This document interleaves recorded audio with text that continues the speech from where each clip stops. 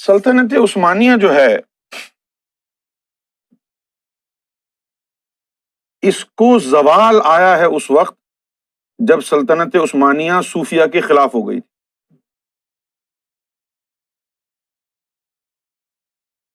سلطنت عثمانیہ میں ان کا کردار یہ تھا کہ سلطنت عثمانیہ نے ان پہ پابندیاں لگا دی سارے صوفیوں پر۔ سلطنت عثمانیہ کا زوال ہی اسی لیے آیا، ورنہ بہت پھیل گیا تھا نا، اسلامی سلطنت تو پھیل گئی تھی۔ یہ جو ساری سرزمین حجاز ہے، یہ جو سارا مڈل ایسٹ ہے، یہ سارا سلطنت عثمانیہ کے زیر قبضہ تھا۔ 1918 میں 1918 میں یعنی آج سے پوری ایک صدی پہلے برطانیہ نے مدد کی آل سعود کی، سعود خاندان کی، اور جو وہابی فرقہ تھا وہاں پر ان کی، وہابی فرقہ، آل سعود اور برطانیہ، یہ تینوں مل کے انہوں نے ایک محاذ بنایا، اور پھر انہوں نے وہاں کا جو گورنر تھا سلطنت عثمانیہ کا، پاشا، اس کو انہوں نے شکست دی۔ تو اس وقت پھر انہوں نے معاہدہ کیا، برطانیہ نے سرزمین حجاز کو پر انہوں نے قبضہ کر کے ان کو آل سعود کے حوالے کیا 1921 میں، 1921 میں، اور پھر معاہدہ کرایا وہابی فرقے کا اور آل سعود کا۔ معاہدہ یہ کرایا کہ تمہارے ہاتھ میں اس ملک کا نظام ہوگا اور وہابی فرقے کے ہاتھ میں مذہب کا نظام ہوگا، نہ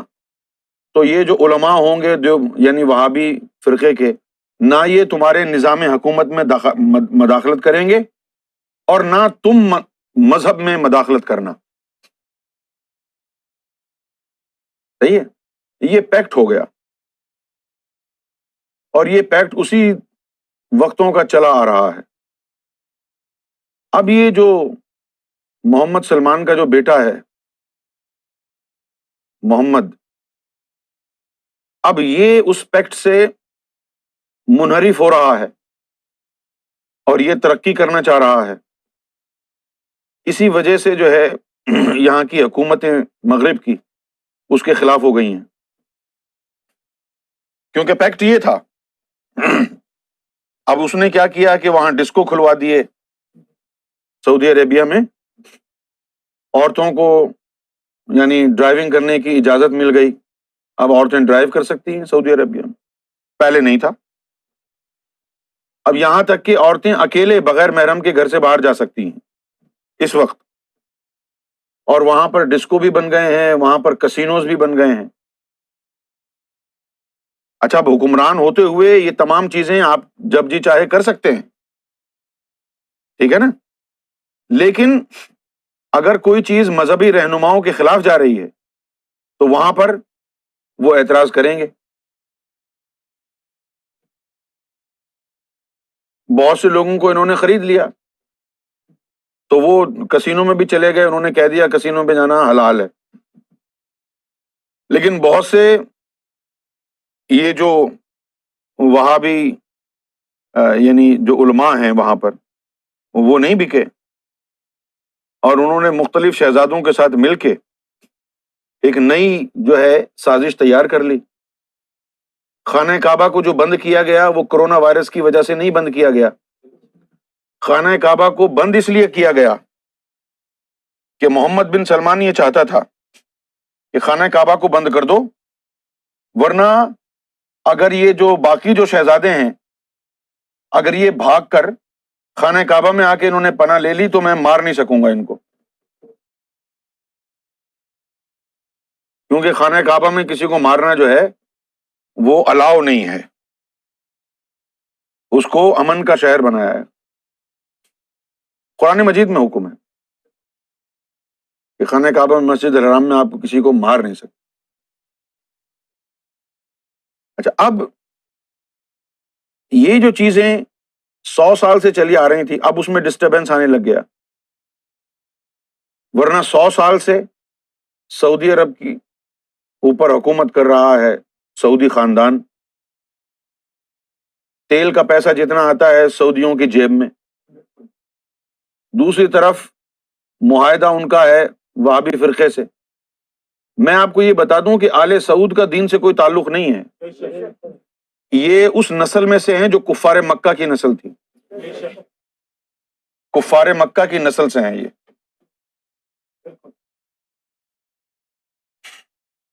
یہ جو وہابی علماء ہیں انہوں نے دین کو آگے بڑھایا ہوا ہے، اتنا پیسہ جو ہے وہ معاہدے کے تحت ان کو ملتا ہے۔ پھر ہمارے لوگ یہ کہتے ہیں کہ جی سعودی حکومت فنڈ کر رہی ہے، سعودی حکومت فنڈ نہیں کر رہی، وہ تو اتنے یعنی کنجوس ہیں کہ وہ ایک پائی کسی کو نہ دیں۔ اگر ایک آدمی بھوکا مر رہا ہے نا، 1 درہم میں اس کا، ریال میں اس کا پیٹ پال سکتے ہیں، تو وہ نہیں کریں گے، $1 ٹریلین اپنی عیاشی پر خرچ کر دیں گے۔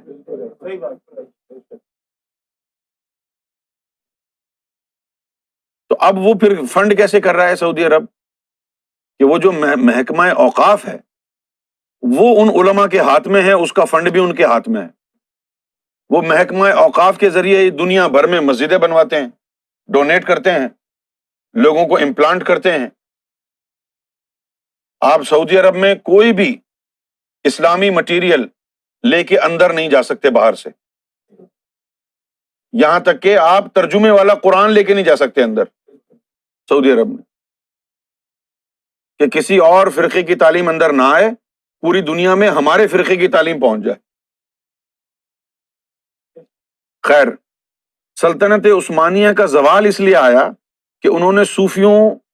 پر ظلم کرنا شروع کر دیا، صوفیوں پر ظلم کیا، ان کو قتل بھی کیا، تو زوال آ گیا۔ اس کے بعد پھر ترکی میں اسی کے فوراً بعد پھر یہ سانحہ ترکی میں ہوا کہ مصطفیٰ کمال اتا ترک آ گیا، اس نے جو ہے مذہب کو بالکل ہی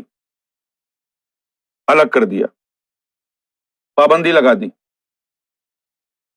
خاص طور پر صوفیوں پر، ورنہ ترکی میں بہت صوفی سلسلے تھے، وہاں پر نقشبندی سلسلہ بہت عام تھا، وہاں پر جراحی صوفی سلسلہ ترکی میں بہت عام تھا، لیکن مصطفیٰ کمال اتا ترک آیا، اس نے پابندیاں لگا دیں، اور گزشتہ کئی دہائیوں سے یہ پابندی چلی آ رہی تھی۔ جب میں 98 میں ترکی گیا تھا تو اس وقت تک وہ بالکل ویسٹرنائز ہو چکا تھا، لوگوں کو داڑھی رکھنے کی اجازت نہیں تھی، عورتوں کو اسکارف لینے کی اجازت نہیں تھی، اور پسماندہ علاقہ جو تھا صرف اسلام پر عمل کرنے والے اس کچی آبادی میں رہتے تھے، باہر اس علاقے سے نہیں نکلتے تھے۔ تو یہ ساری جو سلطنت عثمانیہ ہے اس میں اچھے لوگ بھی تھے، بہت اچھے اچھے حکمران بھی اس میں گزرے، خدا ترس تھے، صوفی بھی تھے، لیکن بعد میں پھر جب صوفیوں کی مخالفت ہو گئی تو یہ سلطنت عثمانیہ جو ہے اس کا شیرازہ بکھر گیا، تباہ اور برباد ہو گیا۔ یہی حال جو ہے عراق میں سیٹ تھی سلطنت عباسیہ کی، سلطنت عباسیہ کی سیٹ تھی، وہ بھی ختم ہو گئی۔ ہندوستان میں مغلیہ سلطنت تھی، 800 سال تک مسلمانوں نے وہاں حکومت کی، لیکن کیا کیا؟ صرف عیاشی کی، اور تو کچھ بھی نہیں کیا۔ اور اب یہ ہے کہ اسلامی سلطنت پوری دنیا سے ختم ہو چکی ہے، کیونکہ مسلمانوں کا ایمان ختم ہو گیا ہے، ان کے اندر کچھ باقی نہیں بچا ہے، صرف نام کے مسلمان رہ گئے ہیں، اس لیے پوری دنیا میں ذلیل و رسوا ہو رہے ہیں، مار کھا رہے ہیں، کوئی ان کا پرسان حال نہیں۔ مجھے امید ہے اسد بھائی آپ سمجھ گئے ہوں گے جو گفتگو ابھی ہوئی ہے سلطنت عثمانیہ کے حوالے سے۔